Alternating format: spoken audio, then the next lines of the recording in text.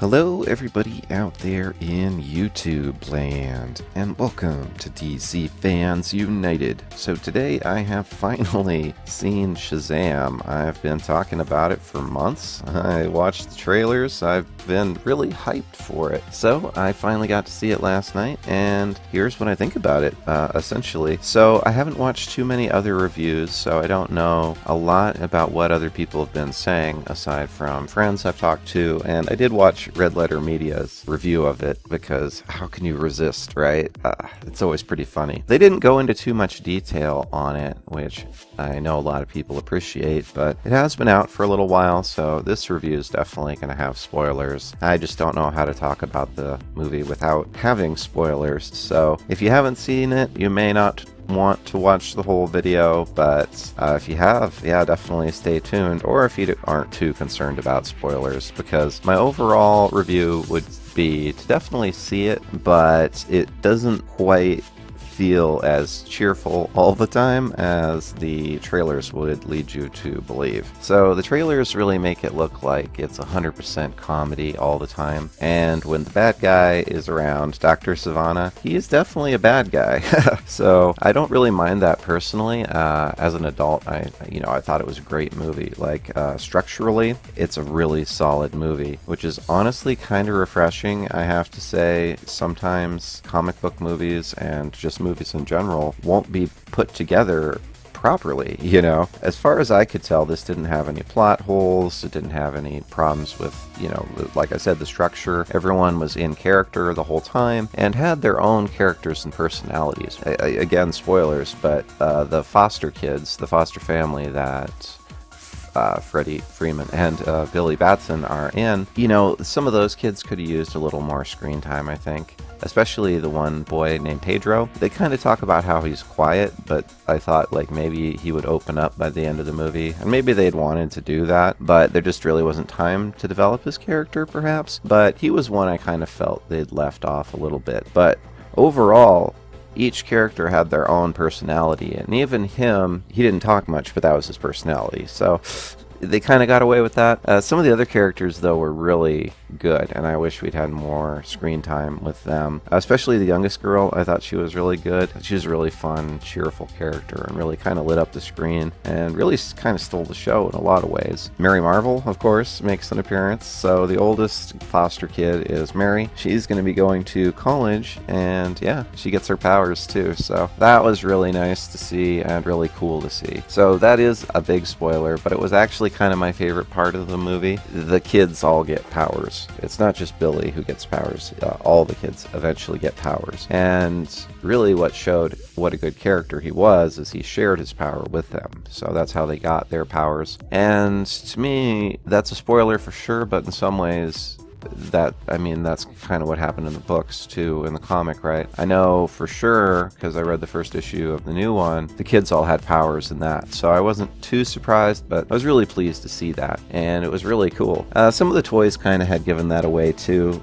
We'd seen a lot of different characters who had the Shazam outfit aside from Shazam, so I think a lot of people had actually suspected all the kids would get their powers. But again, all the kids had really good performances. I just wish some of them had more lines. There was a ton of references to other, DC characters and movies, as well as some other movies. There was a reference to the movie Annabelle, or one of the Annabelle movies, because the director had done that one too, and the director definitely did a good job on this.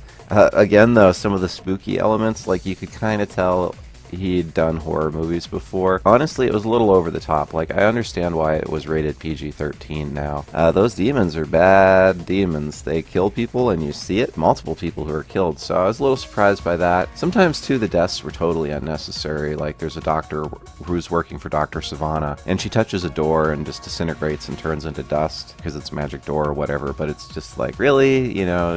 that character didn't even need to die. It was just an unpleasant thing to see. And, you know, in the theater I was in, it was really interesting too, because I could gauge the reactions of the people around me. And there was a family in front of me, and there was a girl and a father, and then like another who had a baby, so I could kind of watch all of them. But anyways, the girl, and she was, I guess, probably under the you know, this movie was PG-13, so she was probably under 13. You know, I couldn't tell totally, but she was definitely scared sometimes. You know, the father was kind of hugging her so she wouldn't see some parts, and then when the kids would come back and it would get more colorful and fun again, he would point at the screen and say, okay, it's cool, you can watch. But, you know, they even got up and went to the lobby for a while, and I thought they were going to leave, but they came back, and they did finish the movie out. But yeah, I think it is PG-13 for a reason. Like, kids that can handle scary stuff, maybe, but, you know, 13 and up's probably fair. And it had super good messaging and everything. Like, basically, Billy develops and becomes a much better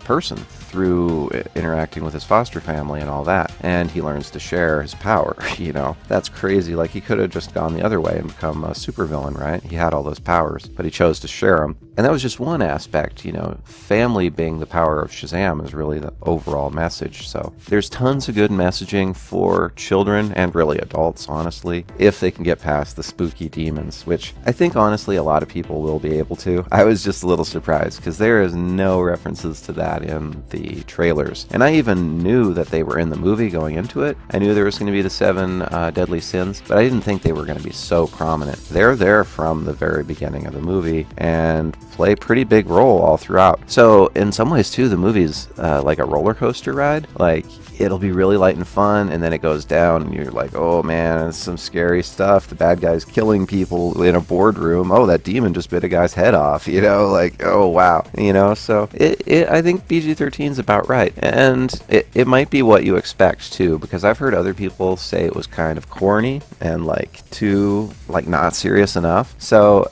I'm really curious to see down in the comments too. You guys will have to let me know what you think. How did you feel about the movie? First of all, did you like it? And then did you think it was kind of corny? Because like the Red Letter Media guy was definitely saying it was kind of corny, which I wish there was more of that kind of thing, but he was kind of bagging on it for that. And also he said it seemed kind of low budget, which I didn't get at all, but other people have been commenting and saying too. I've seen a couple of people say they didn't really like the CGI, or the CGI looked cheap. To me, it really didn't. I mean, I didn't see it in 3D, but to me, on a regular screen, it looked fine. Those demons looked plenty scary, so I don't think they needed any more detail. The kids in the audience were definitely scared enough. So it was pretty interesting.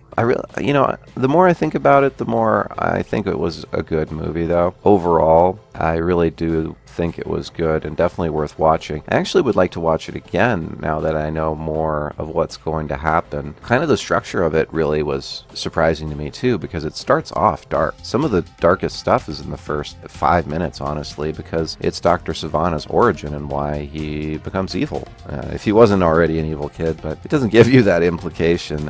It's really the event that turns him into a villain. So seeing that right off the bat, it's like, yeah, they get it out of the way, but at some point too, I was just surprised, like, wow, this is dark. So especially starting out the movie that way, I was surprised. Maybe it's so on a DVD the parent can just skip.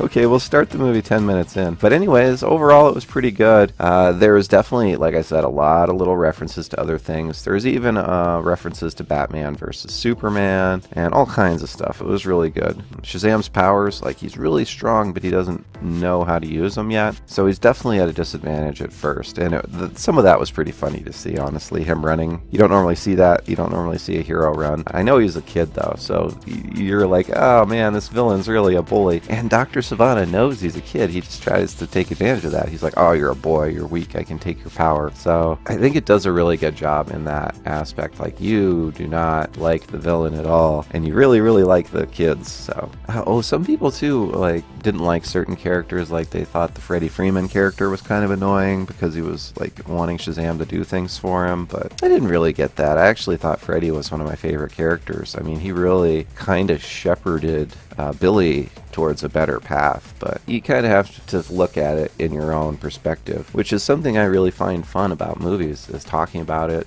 with people and seeing what they thought about it. So, like, honestly, I liked reading your guys' comments, even if I don't always reply. kind of bad about that sometimes, but I like hearing what you guys think about the movie too, especially comparing it to what I thought, and then, you can agree or disagree, and it's just interesting. So there were a couple end credit scenes, which I actually knew about going into the movie, and believe it or not, this was a small theater, but believe it or not, we were the only ones that stayed until the movie was totally over, until the credits were done. Everyone else left, and I was like, really? Even if I didn't know ahead of time to wait, I would have waited, because it's a superhero movie. But in any case, there were 2 end credit scenes. There was one where Mr. Mind shows up in the cell of Dr. Savannah. So I knew there was going to be an end credit scene with Mr. Mind. I just didn't know what it was going to be. I did a supervillain biography video of Mr. Mind over a year ago, but it's been blowing up because of this movie. It's gotten like a couple thousand views because of this. So I'll put a link to that in the description box if you want to know more about Mr. Mind. The movie definitely does not give you very much information at all. It just shows him. It was cool though. I did notice he was originally in a glass case at the Rock of Eternity, and at some point you see the glass case is broken. So that was a cool little thing, but it was very subtle. So you wouldn't necessarily notice that unless you're really paying attention. And yeah, I mean, Mr. Mind's a cool villain, and they got his old school, he's like a worm or a caterpillar or whatever. He's chill, so he's just a little dude. It was actually hard to see him on the screen, though, I thought, in the end credits scene. He's up on a little ledge. It was kind of hard for me to see from where I was sitting, but I knew who it was. And it was cool they had his voice because it's being projected through his little radio, so I thought that was cool. And then the other end credits scene is Billy testing his powers as Shazam to see if he can indeed talk to fish. So had yet another reference to a DC movie, and it was Aquaman, so I thought that was pretty funny too, actually. Overall, there was a lot of little Easter eggs. I probably didn't catch them all, but I definitely noticed a lot of them, and they weren't obnoxious, they weren't over the top. There was a little product placement. He's eating Fritos. It's really obvious. The bag's facing the camera and you can see Fritos and stuff like that, but it didn't really bother me. I mean, even the old Christopher Reeve Superman movie, when he's fighting in Times Square, there's all kinds of advertising for cigarettes and Coca-Cola and stuff. So as long as it's not too over the top, I really don't mind that. And overall, it was really good. All the jokes felt really good to me and were genuine. I think, though, if I hadn't seen so much in the trailers, I would have maybe enjoyed it more. I kind of knew some of the jokes going into it and then kind of was expecting them. Although it's always interesting to see in the trailers how they were cut together and how it's actually sometimes a little different in the movie. So that was kind of interesting to see. It always is. That's part of the fun of watching a movie. But in some other ways, I think I might have been a little too hyped for the movie. I honestly was like, this is going to be the best movie ever. Oh my god, I can't wait. And I think it's hard for any movie to live up to it when your expectations are so high. So overall, I think it was a really good movie and it was worth watching. But when you're thinking it's going to be the best movie ever, it's always going to be a little bit of a letdown. But compared to the letdown I felt after watching Batman v Superman, this is nothing. This was a good movie. BVS was honestly, it was hard to watch. It was painful to watch in the theater. For some reason on home viewing, I don't mind it so much. I've definitely watched it with other people since then, but man, in the theater, it's just so much more of an impact, especially the first time you see it. So I'm still kind of processing Shazam, but I think overall it was a really good movie. I would give it a 9 out of 10, honestly. I'm gonna watch it again when I get a chance. So I think that's all for now. Let me know down below definitely what you think about it, and I'm curious to see how they can tie this into the other DC movies going forward, and if they do so. Also, there's already been a sequel announced for this movie, so definitely going to be seeing more of Shazam. But that's all for now. Thanks for watching. I really appreciate it. Be sure to hit the bell for notifications. Be sure to subscribe if you haven't. And as always, thank you for watching and being a part of DC Fans United. End of line.